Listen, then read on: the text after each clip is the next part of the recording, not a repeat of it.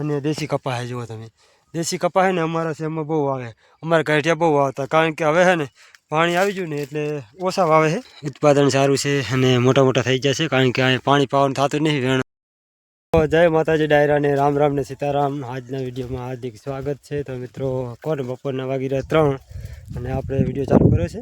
અને આજે તો મિત્રો તમે જુઓ લોકેશન જો અલગ જ દેખાય, કારણ કે બજાર નથી ગામ કે નથી ઘર, બરાબર। તો આજે આપણે શહેરમાં છીએ અને ચોમાસાની સાર પડી છે જુઓ। ઓણ તો વરસાદ બહુ અતિશય પડ્યો એટલે બધી સાર હે ને કારી ભમર થઈ ગઈ, કારણ કે પાછળથી જે ઓલે દેખાય ને તેથી કંઈ બધી સાર પડી છે। આટલી હોય જુઓ સાર કાઢીને એક બાજુ મૂકી છે અને કોને હવે એના પછી સાર બધી બારે કાઢી અને ખેતર ખેડી અને તૈયાર કરી અને સણા વાયા છે। અને સણા વાવીને હવે ઉગીને કમ્પ્લીટ થયા છે, કારણ કે જો બહુ એટલું બધું લીલ નહીં મળતું, થોડું છે। તો તમને બેક કેમેરો કરીને સણા દેખાડું કેવા સણા છે વાવેતર અને કેટલા અંતરે વાવ્યું છે અને કેટલા સા છે એ તમને દેખાડું। તો બેક કેમેરો કરી દઉં અને વિડીયો સારો લાગે તો લાઈક કરજો અને મિત્રો સારું છે તો જો અહીંયાથી કરે છે લાંબો ઝીરો દેખાડો ને ત્યાંથી કરી અને લગભગ 2.5 ઓરિયા છે। 2.5 ઓરિયા એટલે કોને 12.5 વીઘા થાય, 10 ને 2 12 12.5 વીઘા જેવું થાય।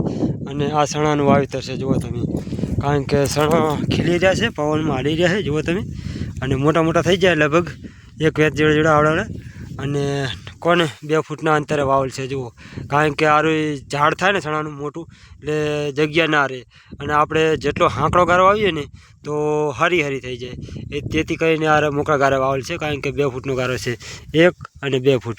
2 ફૂટના ગારે છે ને વિખીડા હેડે, કારણ કે મોટું ટ્રેક્ટર હેડે નાનું ટ્રેક્ટર હેડે, અત્યારે છે ને મોટું ટ્રેક્ટર હેડે અને નાનું હેડે, કારણ કે હજી મોટા હે ને વિખીડાના ગાવે અને કાયદેસર આમાં હે ને વિખીડા કાઢવા જ પડે। ખડ છે ને ખડ બધું મરી જવાનું, અને ખડમાં ફેરી જાય ને તો સણા થાય નહીં, જો મોટા થઈ જાય જુઓ તમે, ખૂબ સરસ સણા છે। અને અમારે લગભગ કોને 75% સણાનું વાવેતર છે અમારા ગામમાં જો, બાકી કોને બીજે તો કારણ કે જીરા થાય એમ નહીં, કારણ કે અમારે ભેદવાળી જમીન છે, ભેદવાળી જમીનમાં રેસ બહુ આવે, કારણ કે શિયાળામાં તો આખા ક્ષેત્રમાં જો 12.5 વીઘામાં સણા છે અને એના પછીનું આગળ બીજું ખેતર છે। આ 12.5 વીઘાની જાર છે, આ બધી સીટાણીથી કરીને જે સામે પડી ને એ બધી જાર આ સણાવાળા ક્ષેત્રમાં કાઢી છે। અને આ બાજુ એરંડા છે, એરંડા તમને દેખાડું, એરંડામાં 2-3 વકલ વાયેલી છે, એરંડા છે અને દેશી કપાસ છે। આપણે ઘણા દિવસ પછી ખેતરનો વિડીયો એક બનાવ્યો નહીં, તેથી કરીને મને આજે થોડોક ટાઈમ મળ્યો એટલે હું ખેતરમાં આવ્યો છું। ખેતરમાં આવી અને આપણે વિડીયો ચાલુ કર્યો છે, કારણ કે આપણે ખેતીવાડી છે અને રિસ્કાનું ડાયવરિંગ પણ કરીએ છીએ। તો મિત્રો આપણે એરંડાવાળા શેઠે આવી ગયા છે, તો તમે જોઈ શકો છો એરંડા છે મોટા, અને તમને અંદર બીજું એક વાવેતર છે, કારણ કે દેશી કપાસ છે, એ પણ તમને દેખાડો। દેશી કપાસ બહુ મોટો છે, કારણ કે અંદર વાયેલો છે, અને અંદર હતી ને બાજરી હતી, બાજરી કાંતથી વાઢના છીએ, અને એરંડા છે મોટા, કારણ કે બિયારણ છે અવની જુઓ તમે, અવની 11 જાણી આડી પાકે સારો, પાકમાં જોરદાર થાય અને માલ જબર ઉતરે, અને પાવ હોય તો પવાય, અને આ વગર પિયતના બિન પિયત અને દેશી કપાસ છે જુઓ તમે। દેશી કપાસ છે ને અમારા શહેરમાં બહુ આવે, અમારા ગાંઠિયા બહુ વાવતા, કારણ કે હવે છે ને પાણી આવી ગયું ને એટલે ઓછા વાવે છે, કારણ કે બીટી કપા વધારે વાવે, અત્યારે દેશી કપા ઓછા વાવે, અને દેશી કપા છે ને ઓનારે આવે, તમે જુઓ આ બધા દેશી કપા। એક સા અંદર છે ને વચમાં સીધો એ આ બાજુ સીધો એ દેશી કપાનો છે, અને એક એરંડાનો છે, કારણ કે તમારે જો દેશી કપા વાપો ને તો એરંડા ના હોય, અને એરંડા વાપો હોય તો દેશી કપા, અંદર કોઈ બી એક ખુલ્લો સાર રાખવો પડે તો મસ્ત થાય। અને આમાં 2 મોલ તો થાય છે આપણે, કારણ કે અંદર અમારે કોઈ ગવાર ને એવું વાવે, આપણે ઘણા વિડીયા છે અંદર જોજો ગવારના, આપણે એરંડાના આગળ વિડીયો ખૂબ મૂકેલા છે, તો એમાં બધું અમારે ડબલ વાવે, કારણ કે હે ને 1 મોલ નાખી જાય ને એટલે 1 મોલ અંદર રહે। તો આ હતા એરંડા, અને આ બાજુ શેઠો છે અને ગામ લગતે ખેતર છે, તો આપણે નજીક જ બહુ ટાઈમ નહોતો એટલે સાંજનો સમય છે, એટલે મને એમ થયું કે લાઈને આજ તો આટો મારતો ખેતરે, તો ખેતરે આવીને આપણે વિડીયો ચાલુ કર્યો છે। તો આગળ થોડાક ઘઉં વાયેલા છે, કારણ કે બહુ વરસાદ થયો હતો ને તો નીચાણો વિસ્તાર છે ને ત્યાં પાણી ભરી ગયું છે, તો પાણી ભરી ગયું ને ત્યાં કપાને એરંડા ભરી ગયા હતા ને ત્યાં પછી એટલામાં હાંકીને, કારણ કે જમીન તો પડી રખાય નહીં, અને અત્યારે આપણે ચોમાસું મોલ છે ને આખો ફેલ થયો છે, એટલે પહન કોને ઘઉં વાયા છે, ઘઉં સાહવા છે પાણીવાળા નહીં, પાણી નહીં પાવાનું, સાહવા વગર પાણીએ થશે. તો ચાલો તારે આપણે જઈએ. ઘઉં કેવા છે અને કેવા ઉગ્યા છે, કેવું ઉત્પન્ન છે. કારણ કે જમીન છે અમારે બરુકી, કારણ કે હાવ કાળી તરફ નહીં, થોંભળો નહીં, રેતાળનો ભાગ છે. અને અમારે હજુ કોને આ કરીને પાણી ના આવે ને તો વગર પાણીએ થઈ જાય.